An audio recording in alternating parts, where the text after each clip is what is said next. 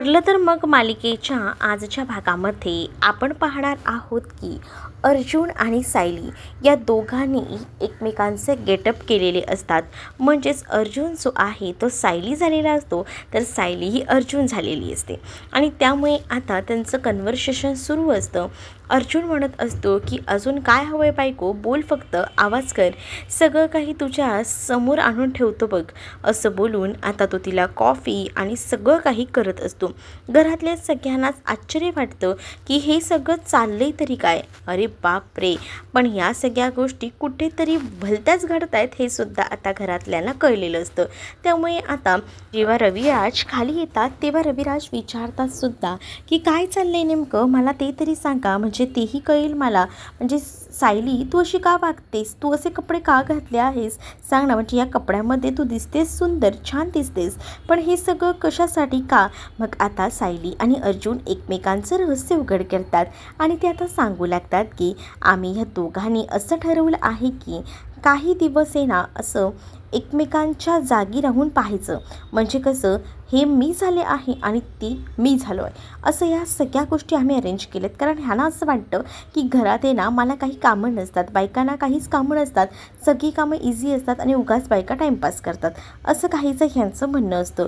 मग हे सगळं बोलल्यानंतर कल्पना ही खूप चिडते अर्जुनवर आणि कल्पना म्हणते की काय रे अर्जुन, असा सगळा विचार करतोस का, हा सगळा विचार करताना जरा देखील काही वाटत नाही का रे तुला, असंही आता म्हटलं जातं. त्याच वेळेला आता इकडे अर्जुन म्हणतो की ही काही शांत बसली नव्हती, हिनेही मला मुद्दामून चिडवलं होतं. ही मला म्हणाली की बघ, तुलाही समजेलच ना की पुरुष किती आराम करतात ते. आपल्या कामांना हिनं काहीच म्हटलं नव्हतं, सगळी कामं आरामात आपण करतो असं म्हटलं होतं. हिलाही माहिती पडायला हवं ना की आपल्याही डोक्याला बाहेर गेल्यानंतर किती ताण असतो ते. घरात राहणाऱ्या स्त्रियांपेक्षा खूप जास्त ताण बायकांना असतो. मग दुसरीकडे आता पणाने जशी सायलीची बाजू घेतलेली असते ना, अगदीच तशीच बाजू आता इकडे रविराज जे आहेत ते अर्जुनची घेत असतात आणि अर्जुनला म्हणत असतात की अर्जुन अर्जुन थांब, काहीतरी चुकतंय. म्हणजे अर्जुन, तू करतोयस ना ते योग्यच आहे, पण बघ ना आपल्या कामावर नावं ठेवली जात आहेत. पण प्रताप म्हणतात की नाही, ही दोघंही कामं जे करतायत ना ते एकदम परफेक्ट करतायत. म्हणजे समजायला हवं ना समोरच्याला सुद्धा की काम कसं केलं पाहिजे, कसं नाही केलं पाहिजे. बरोबर आहे, जसं करताय ना तसंच कंटिन्यू चालू ठेवा, असं देखील आता म्हटलं जातं.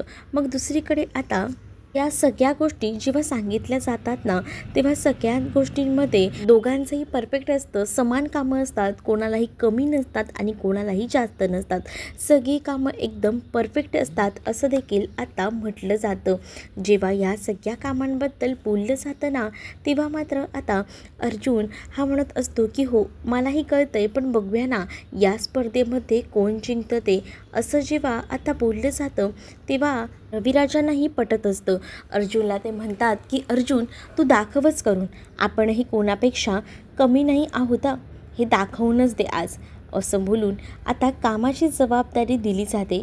मग कामही चोख पद्धतीने करायचं हे तर बरोबर ह्या अर्जुनला माहिती असतं.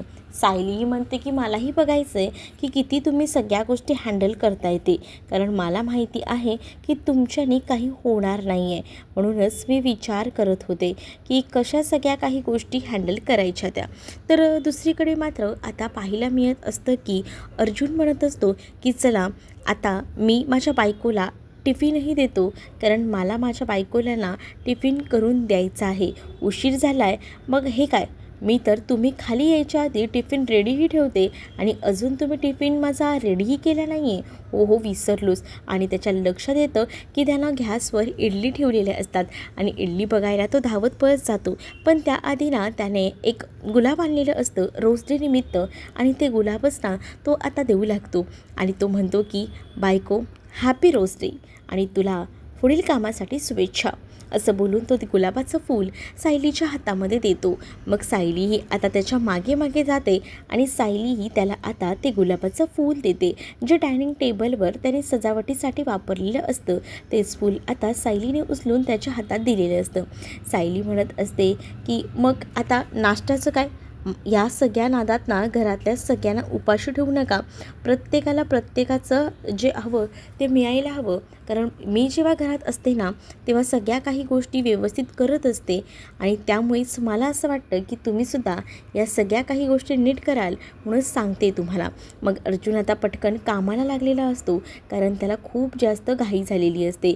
तर दुसरीकडे मात्र आता चैतन्य कंटिन्यू अर्जुनला कॉल करत असतो कारण त्यांची आज एक केस असते आणि त्या संदर्भात आता त्यांना मीटिंग असते आणि ते सगळं काही बोलायचं असतं. आणि म्हणूनच आता चैतन्य कंटिन्यू अर्जुनला कॉल करत असतो अन्नपूर्णा निवासच्या बाहेर येऊन. पण अर्जुन काही फोन रिसीव्ह करत नसतो कारण इथे अर्जुन सगळ्यांना नाश्ता देण्याच्या ह्याच्यामध्ये अडकलेला असतो. त्यामुळे सगळ्यांनाच तो नाश्ता देत असतो. जेव्हा तो आता सगळ्यांना नाश्ता पुरवत असतो ना तेव्हा मात्र आता सगळीजणं म्हणत असतात की आपल्याला आता तर नाश्ता मिळाला आहे पण पुढचं हे काय. पण अस्मिता म्हणत असते की मला ना खरं तर ही कल्पना खूप जास्त आवडली की तुम्ही जे काही चेंजेस केलेत ना ते. पण मी सांगू का अर्जुन तुला हे काम जमणार नाही आहे कारण सायली ना जे काम ज्या पद्धतीने करते ना ते काम तुला जमत नाही आहे. कारण सायली घरात खूप जास्त कामं करते आणि तू हे सगळं काही करूच शकत नाही असं डायरेक्टली अस्मिता ही बोलू लागते. अस्मिता जेव्हा हे सगळं काही डायरेक्ट बोलते तेव्हा मात्र मग मी काय विसरलो आहे का. अरे आपल्या अस्मिताला दूध दिलं जातं आणि ते दूधच तू दिलं नाही आहेस मग ती बोलणारच ना. हो देतो लगेच देतो. आणि असं बोलून तो आता दूध गरम वगैरे करतो. मग दुधात साखर घालायची आहे का. प्रताप म्हणतात की तुला काय करायचं आहे ना ते कर पण तिला वेळेवर खायला प्यायला दिलं पाहिजे. असं देखील आता प्रताप म्हणत असतात. घरातले अर्धे जण ना अर्जुनच्या बाजूने उभे न राहता ते सगळेजणं सायलीच्या बाजूने उभे असतात आणि सायलीची तारेवरची कसरत रोजच त्यांनी अनुभवलेली असते. त्यामुळे त्यांना हे सगळं काही बरोबर माहिती असतं. तर दुसरीकडे आता चैतन्य घरी आलेला असतो. चैतन्य जेव्हा घरी येतो तेव्हा म्हणतो की हे काय सेलिब्रेशन चाललं आहे का. मलाही सांगायचं होतं मीही आलोच असतो की सजावटीला. मी का मागे पडू. बोला ना काय करायचं आहे ते. असंही आता बोलून तो सगळीकडे पाहत असतो. अर्जुन त्याला किचनमध्ये दिसतो. दुसरीकडे नागराज आणि महिपत यांचं बोलणं दाखवलं गेलेलं असतं. नागराज आता महिपतला चिडवत असतो तुझी ती पोरगी ती तर आता बघ कोणाच्या प्रेमात आहे आणि या सगळ्या गोष्टी. पण आता महिपतला एका पॉईंटला राग येतो म्हणून महिपत चिडतो आणि म्हणतो की तू माझ्या पोरीबद्दल काही काढायची गरज नाही आहे. माझी पोरगी ना जिथे सेफ असायची ना तिथे बरोबर सेफ आहे. त्यामुळे तू मला शिकवू नकोस की काय करायचं आणि काय नाही ते. असंही बोलून मुद्दामून आता चिडवलं जातं. या सगळ्या गोष्टी जेव्हा आता बोलल्या जातात ना तेव्हा मात्र नागराजला राग येतो. नागराज महिपतची कॉलर धरतो. महिपत म्हणतो की माझ्या नादी लागू नकोस. माझ्या नादी लागलास तर त्याचे परिणाम वाईट होतील. तू कधी ना कधीतरी बाहेर येशीलच तेव्हा तुझा गेम नाही झाला ना तेव्हा बोल. पण आता इथे नागराज काही ऐकायला तयार नसतो. त्याला राग येत असतो आणि म्हणूनच नागराज आता महिपतची कॉलर धरतो. महिपत म्हणत असतो की बघ नागराज तू जे काही बोलतोयस ना ते 113% मी खरं करेला बघा. कॉलर सोड पहिली असं बोलून त्याला आता तो कॉलर सोडायला भाग पाडत असतो. इकडे आता अस्मिताला दूध वगैरे आणून द्यायचं काम हे बरोबर अर्जुननं केलेलं असतं सांगितलेलं असतं म्हणून सगळीजणं नाश्ता करत असतात. नाश्त्यासाठी अर्जुनने इडली बनवलेली असते आणि आता तिथे मात्र जेव्हा चैतन्य जातो तेव्हा चैतन्य बघतो आणि चैतन्य म्हणतो आज मला काही बरं नाही आहे का की मला कोणत्या डॉक्टरकडे जायची गरज आहे. मी हे सगळं काय बघतोय काय चाललं आहे हे. अर्जुन अरे आपली महत्त्वाची मीटिंग आहे हे विसरतोयस का तू. क्लायंट आलेही असतील. चल ना चल इथे काय करतोयस. असं बोलून आता त्याला तो तिकडनं घेऊन जायचा प्रयत्न करत असतो. पण त्याच वेळेला आता विराज सांगू लागतात की अरे तुला आज अर्जुनला घेऊन जायला भेटणार नाही कारण इथे बरेच सिक्वेन्स चेंज झालेले आहेत. चैतन्य म्हणतो म्हणजे काय मला कळलं नाही. मग आता चैतन्याला सांगितलं जातं की ते काय आहे ना ठरवलं आहे की आजपासून आहे ना जी आपली सायली आहे ती अर्जुन आहे आणि अर्जुन जो आहे तो सायली आहे आणि त्यामुळे सगळी कामं आता सायली करणार आहे जी काही तुझ्याबरोबर तिथे ऑफिसमध्ये येऊन करायची आहेत ती. आणि राहिला प्रश्न की बाकी घरातल्या कामांचा ते काम करायला अर्जुन सुभेदार आहेच की. अर्जुन आता सगळी जबाबदारी स्वतः हँडल करणार आहे.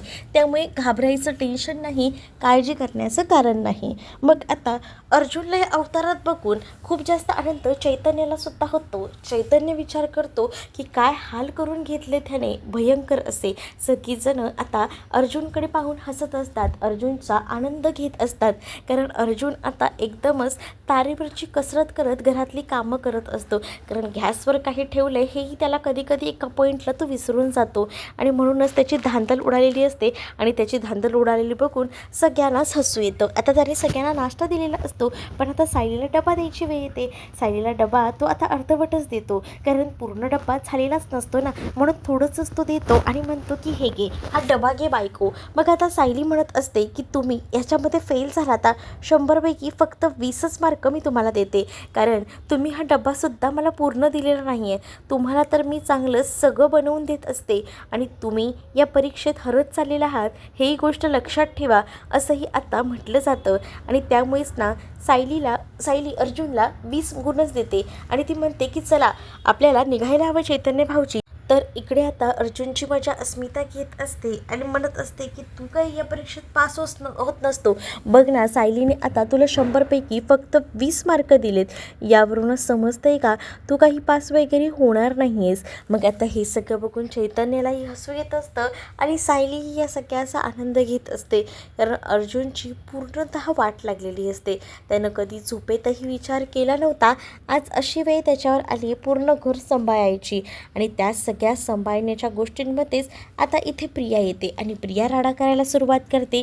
प्रिया म्हणत असते की हे काय, म्हणजे आता हा अर्जुन किचनमध्ये येऊन काम करणार आहे का? मग मी कधी माझ्या किचनची वेळ घेणार आहे? हा जर पूर्ण वेळ किचनमध्येच राहिला तर मी कधी बनवू, असं आता म्हटलं जातं. त्याच वेळेला आता सगळीजणं बघून हसू लागतात. आणि खरं तर प्रिया कधीच जेवण घरात बनवत नसते, पण आज तिला घरात जेवण बनवायचा जास्त ऊत आलेला असतो, म्हणूनच ती बोलत असते. पण आता अर्जुन म्हणतो तिला की कधी नव्हे ते आज तुला जेवण बनवायची इतकी हौस आली आहे का? बाकी टायमिंगला तर मी तुला कधी किचनमध्येही बघत नाही, त्यामुळे मला ना शिकवू नकोस, माझं झालं की तुला काही करायचं आहे ते कर. मग आता दुसरीकडे सायली आणि त्याचसोबत चैतन्य निघून जातात. पण आता कल्पना म्हणत असते की अर्जुन, सगळी कामं जमतील ना, की काही मदत लागणार आहे तर तसं सांग. दुसरीकडे प्रताप आता म्हणत असतात की मला ना खरं तर सायली अर्जुनचं हे खूप जास्त आवडलं, त्यांनी जे काही कामाचं घेतले ना नियोजन करून, तसं कल्पना आपणही करायचं का? म्हणजे बघ ना, तुझ्या जागी मी मस्त असं आरामात बसून राहतो, तू माझी फॅक्टरीतली कामं सांभाळ आणि ह्याला त्यांना ऑर्डर देतो मी घरात बसून मस्तपैकी, असं देखील आता कल्पनाला प्रताप म्हणत असतात. तर प्रतापवर कल्पना चिडते आणि तुम्हाला काय म्हणायचं, मी काय फक्त आराम करते आणि ऑर्डरही सोडते का, असं बोलून तिकडनं ते निघून जाते. तर दुसरीकडे मात्र हे सगळं बघून प्रियाला आनंद होतो. प्रिया म्हणते की अच्छा, हे सगळं असं आहे, तर म्हणजे सायली ऑफिसमध्ये जाणार आहे आणि हा घरातल्या कामांमध्ये, मग बरं आहे ना, नागराज आणि महिपत थोडक्यात का होईना अशा पद्धतीने वाचलेले आहेत, असाही विचार ना आता इथे असणारी प्रिया करत असते. व दुसरीकडे मात्र आता सायली ही ऑफिसमध्ये येऊन पोचलेली असते. इकडे तिकडे परिसर पाहते तेव्हा सगळ्यांचाच आवाज वगैरे या सगळ्या गोष्टी तिला आता वेगळ्या वाटत असतात. म्हणजे रोज जेव्हा ती ऑफिसमध्ये यायची तेव्हा एक अर्जुन सुभेदार यांची वकिलांची बायको म्हणून यायची, पण आज तीच कामं आपल्याला या ऑफिसमध्ये येऊन करायची आहेत म्हटल्यावर सायलीला थोडं दडपण आलेलं असतं आणि त्यामुळे सायली आता विचार करत असते. मग आता चैतन्याला ती म्हणते की हे सगळं बघून मला कसं तरीच वाटते, पण ह्या सगळ्यांना काय सांगायचं आहे चैतन्य भाऊजी, तुम्ही सांगा ना. मग आता सगळीजणं तिथे जमा होतात आणि जेव्हा सगळीजणं तिथे जमा होतात ना, तेव्हा मात्र आता चैतन्य सगळ्यांना सांगतो की थोडे दिवस अर्जुन सर आपले सुट्टीवर आहेत आणि म्हणूनच सगळ्या कामाचं लक्ष ना या मॅडम करणार आहेत. दुसरीकडे विमल जी आहे ती आता अर्जुनला म्हणत असते की जमतायत का कामं, का काही मदत करायची आहे, मदत हवी असेल तर मला सांगा.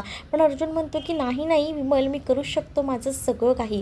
आणि त्याच वेळेला विमल म्हणते की अर्जुन सर, थोडं बोलायचं होतं. अर्जुन दादा ऐका ना, ते कपडे पण मशीनला लावायचे आहेत, ते तेवढे लावून घेता का? मग कपडे का मशीनला का? हां ठीक आहे लावतो, एवढं इझी काम का? हां.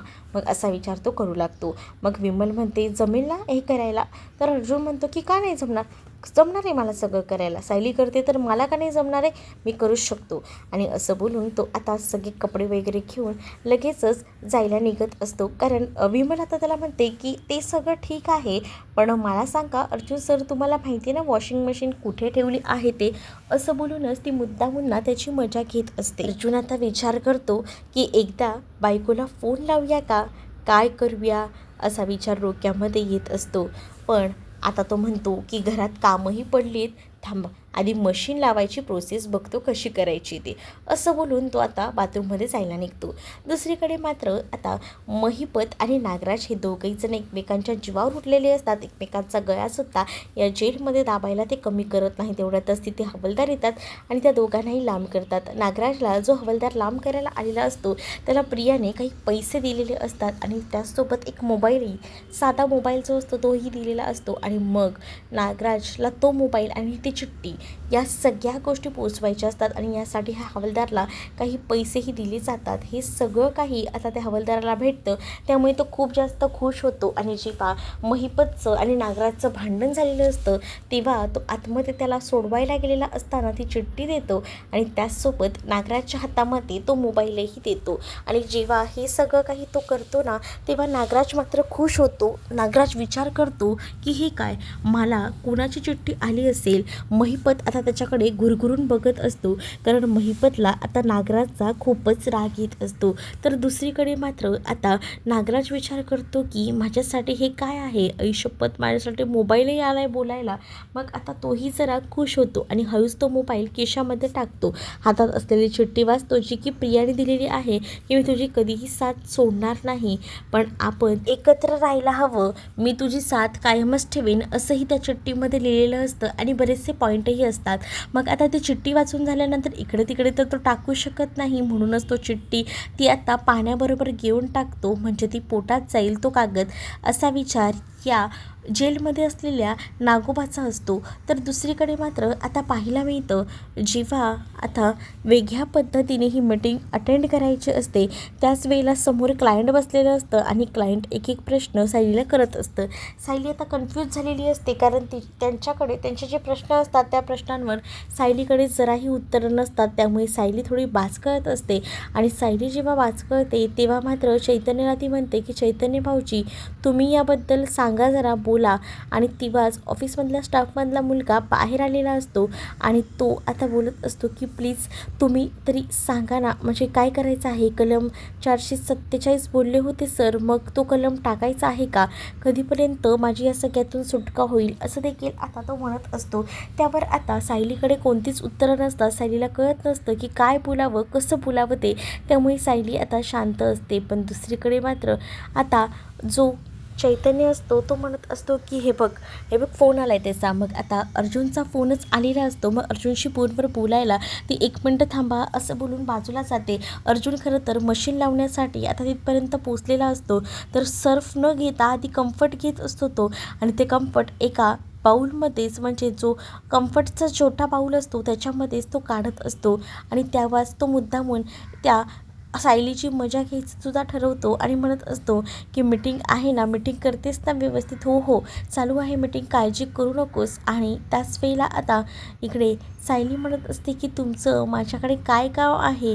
आणि त्यावेळेला सायलीला तो म्हणत असतो की माझं असं काम नाही आहे, मी तुला म्हटलं आठवण करून दिली, असं देखील आता तो म्हणू लागतो. पण सायली आता अर्जुनचा डोस मिळाल्यामुळे एकदम उत्तमरित्या काम करत असते आणि अर्जुनलाही ती म्हणत असते की तुम्ही तुमचं काम करा. मग आता अर्जुन म्हणतो की हो कपडेच लावतोय, पण काय का बायको एवढं जोरजोरात बोलतेस ना की हातातलं हे बघ ना लिक्विडही खाली पडलं. त्यावर सायली म्हणते की खाली पडलेलं लिक्विड पुसून घ्या, नाहीतर त्याच लिक्विडमध्ये पडाल आणि मग बोंबलत बसाल, असं देखील आता सायली म्हणत असते. सायली जेव्हा या सगळ्या गोष्टी सांगते ना तेव्हा मात्र आता इकडे असणाऱ्या अर्जुनच्या हातातून थोडंसं ते कम्फर्ट खाली पडलेलंच असतं, पण त्याला ते दिसत नाही. आणि त्यानंतर आता त्याच्यावर ना पाय ठेवून तो पुढे जातो आणि त्या कम्फर्टवर ना तो आता घसरून पडणारच असतो. तेव्हा त्याच्या लक्षात येतं की सायलीने आपल्याला सांगितलेली गोष्ट, म्हणूनच तो आता थोडा बिथरतो. इकडे सायलीसुद्धा अर्जुनचा फोन वगैरे ठेवते आणि पुन्हा एकदा कामाला लावते. आणि तेव्हा ती आता चैतन्याकडे बघते आणि चैतन्याला म्हणते की ह्यांना काही अडचणी असतील तर प्लीज तुम्ही सांगा चैतन्य सर, कारण आता थोडे दिवस का होईना मला तुमच्या दादांनाच वटणीवर आणायचं आहे आणि त्यासाठी माझे हे प्रयत्न सुरू आहेत, असं देखील अर्जुनला सायली म्हणत असते.